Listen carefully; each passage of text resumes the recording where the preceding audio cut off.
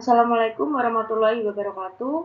Kami mahasiswa dari Universitas Teguh Bangsa Semarang, program studi akuntansi, akan mempresentasikan hasil diskusi kami untuk memenuhi UTS mata kuliah Data Analytic for Business. Kelompok kami terdiri dari 4 anggota. Yang pertama, saya sendiri, Gea Amelia Kristianto, dengan NIM 2205523021. Saya Ayu Rahmawati dengan NIM 2205523011. Saya Yoni Cynthia Prasetya dengan NIM 2205523022. Saya Dian Syarifina dengan NIM 2205523023. Dataset yang kita ambil kali ini diambil dari Kaggle dengan link yang sudah tertera, yaitu tentang house price prediction advanced regression. Dataset ini memberikan wawasan tentang bagaimana menerapkan teknik regresi lanjutan untuk memprediksi harga rumah, dengan memahami proses dari eksplorasi data hingga evaluasi model, agar dapat memperoleh pemahaman yang lebih baik tentang penerapan machine learning dalam domain real estate.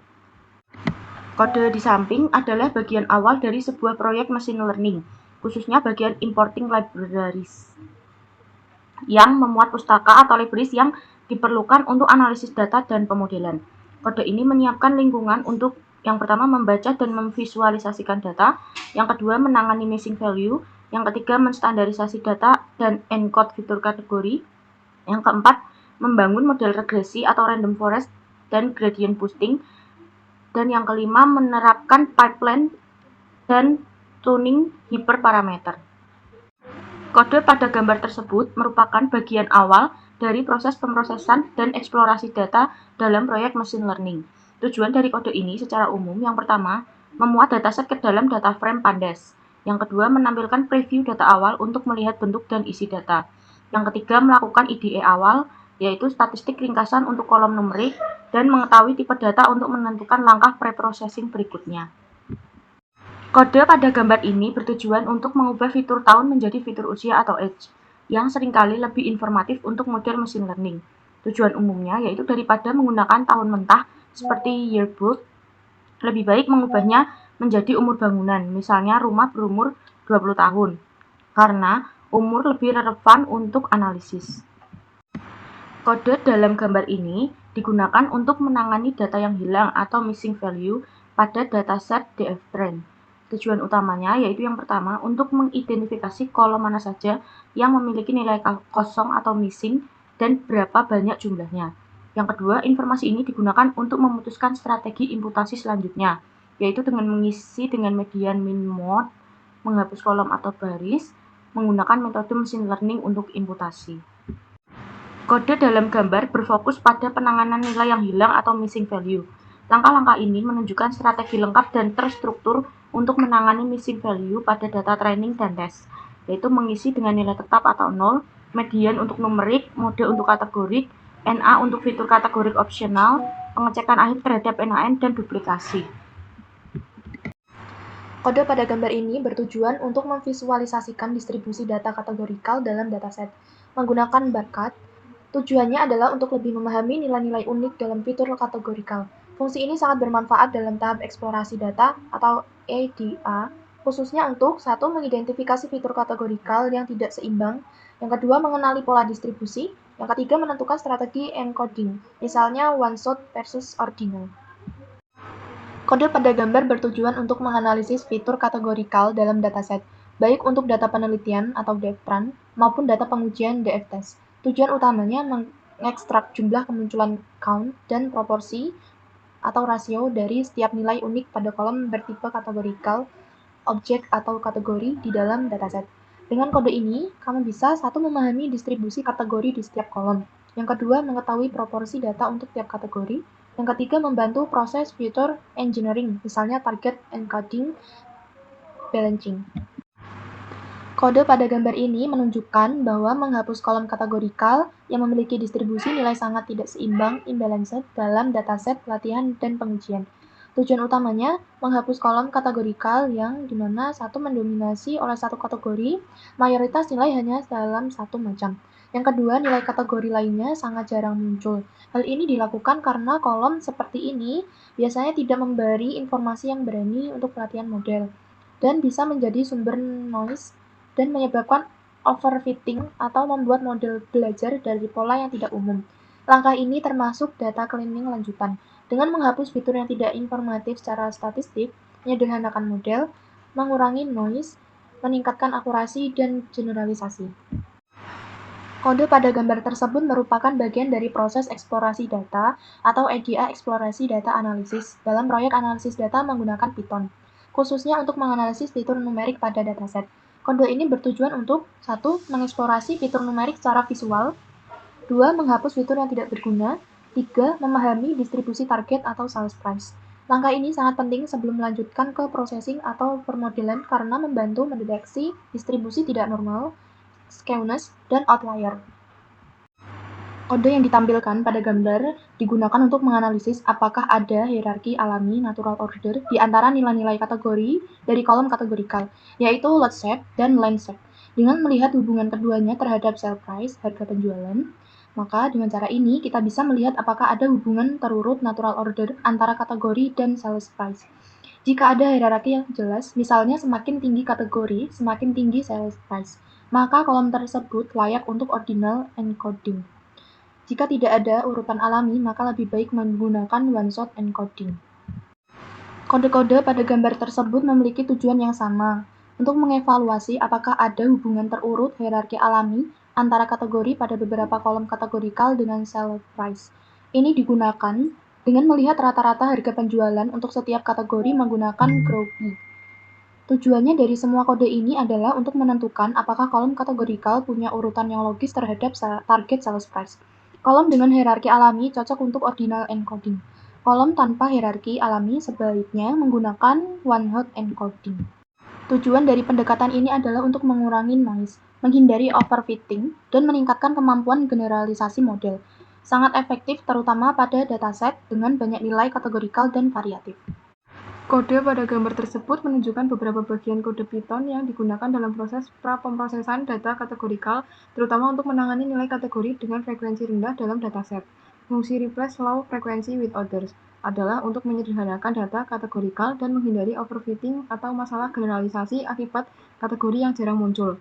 Fungsi catch summary membantu untuk memverifikasi hasilnya dengan memberikan gambaran distribusi nilai kategori sebelum atau sesudah transformasi. Pendekatan ini sangat penting dalam preprocessing data sebelum melakukan encoding, terutama pada dataset besar atau dengan banyak kategori unik. Gambar tersebut menjelaskan tahapan data preprocessing dalam proyek machine learning, terutama sebelum model dilatih. Pada tahap ini, yang pertama, dataset dipisahkan menjadi fitur X dan target Y. Yang kedua, data dibersihkan dari nilai ekstrim. Yang ketiga, fitur numerik dan kategorikal dipisahkan untuk diproses dengan teknik yang sesuai. Langkah-langkah dalam kode ini adalah bagian dari proses penting. 1. Membersihkan data dari outlier. 2. Memisahkan fitur dan target. 3. Mengidentifikasi jenis fitur agar dapat diproses sesuai kebutuhannya. Langkah-langkah ini memastikan bahwa data siap untuk dimasukkan ke dalam pipeline preprocessing dan pelatihan model. Kode pada gambar ini menjelaskan proses data preprocessing lanjutan dalam machine learning sebelum melatih model. Tahapan ini sangat penting karena 1. Mengatur fitur numerik agar memiliki skala yang konsisten. Yang kedua, mengubah data kategorikal ke bentuk numerik yang bisa digunakan oleh algoritma ML. Yang ketiga, menghindari data leakage dengan hanya melakukan fit pada data pelatihan. Yang keempat, menggunakan kolom transformer agar preprocessing dapat dilakukan secara terorganisir. Langkah ini memastikan bahwa seluruh data berada dalam format yang sesuai sebelum digunakan untuk pelatihan model machine learning. Kode pada gambar merupakan fungsi evaluasi performa model machine learning yang menggunakan beberapa metrik evaluasi untuk mengevaluasi performa baik pada data pelatihan train maupun data pengujian atau validasi tes. Fungsi ini sangat berguna untuk 1. Membandingkan performa model pada data train dan tes. 2. Mengidentifikasi overfitting atau underfitting. 3. Melihat performa model dari berbagai metrik. Gambar tersebut menjelaskan proses modeling dengan XGBoost menggunakan XGB Racer baik untuk baseline atau model awal tanpa tanning maupun model dengan hyperparameter tanning menggunakan Grid Search CV. Kode ini melakukan pelatihan awal XGBoost, baseline model, evaluasi performa dengan metrik regresi RMSI, MyR, perbandingan kesalahan relatif terhadap rata-rata target, hyperparameter tanning dengan Grid Search. Ini adalah praktik umum dalam pipeline machine learning yang baik, mulai dari baseline, evaluasi, lalu tanning untuk hasil optimal. Gambar tersebut merupakan lanjutan dari proses modeling dan evaluasi machine learning, khususnya pada algoritma XGBoost dan AdaBoost. Proses modeling dimulai dari baseline model dievaluasi menggunakan metrik regresi, rasio RMSE terhadap rata-rata target digunakan untuk menilai seberapa besar kesalahan relatif. Dilakukan hyperparameter tuning untuk grid search meningkatkan performa model. Proses ini merupakan praktik end-to-end machine learning pipeline yang baik untuk regresi. Kode ini menunjukkan proses modeling dan tuning untuk AdaBoost dan Gradient Boosting Regressor. AdaBoost dan Gradient Boosting Regressor dibangun menggunakan pipeline, masing-masing dilakukan tuning menggunakan grid search CV. Metrik evaluasi utama yang digunakan adalah R2, RMSE, MAE. Proses ini merupakan best practice dalam supervised regression modeling. Kode pada gambar melanjutkan proses modeling dan evaluasi gradient boosting regressor serta penggunaan visualisasi dari Yellowbridge. Kode ini mencakup yang pertama, tuning modeling gradient boosting, yang kedua, visualisasi model menggunakan metrik dan visualisasi Yellowbridge, yang ketiga, pengecekan distribusi harga rumah. Kode ini berfokus pada random forest regressor, termasuk pelatihan dasar, tuning hyperparameter, dan evaluasi performa model. Kode ini melibatkan yang pertama model baseline random forest, yang kedua tuning parameter dengan grid search, yang ketiga evaluasi kinerja menggunakan RMSE, MAE, dan R kuadrat, yang keempat pipeline digunakan untuk menjaga alur pre-processing dan modeling tetap konsisten. Kode pada gambar ini yang pertama mengevaluasi performa model random forest dengan metrik R kuadrat, RMSE, dan MAE. Yang kedua membandingkan performa keempat model, yaitu XGBoost, AdaBoost, Gradient Boosting, Random Forest, secara virtual dengan bar karat. Kode pada gambar bertujuan untuk membangun model akhir atau final model dengan algoritma XGBoost, melatihnya dan menyimpannya ke file untuk digunakan kembali di masa depan. Kode ini yang pertama melatih model XGBoost terbaik dengan pipeline pre-processing, yang kedua menyimpan model yang sudah dilatih ke file, yang ketiga memungkinkan model dimuat kembali untuk prediksi di masa depan tanpa perlu pelatihan ulang. Kode pada gambar tersebut digunakan untuk menggunakan model yang telah disimpan sebelumnya atau new model untuk memprediksi harga rumah berdasarkan data input uji atau test data. Kode ini menunjukkan cara menggunakan model machine learning yang sudah dilatih. Yang pertama untuk memprediksi harga rumah baru, yang kedua berdasarkan sejumlah fitur atau input properti, yang ketiga menampilkan hasil prediksinya. Kesimpulan dari materi yang kami paparkan yaitu berdasarkan dataset House Price Prediction, Advanced Regression membangun model machine learning yang mampu memprediksi harga rumah berdasarkan berbagai fitur properti seperti ukuran, lokasi, tipe bangunan, kualitas material, dan kondisi rumah. XGBoost Regressor adalah model terbaik untuk prediksi harga rumah dari kumpulan data yang digunakan. Pipeline dan model dapat digunakan kembali untuk memprediksi harga rumah dari data baru. Proyek ini menunjukkan pentingnya pre-processing dan pemilihan model yang tepat untuk meningkatkan akurasi prediksi. Sekian presentasi dari kelompok kami. Mohon maaf apabila ada kesalahan. Wassalamualaikum warahmatullahi wabarakatuh.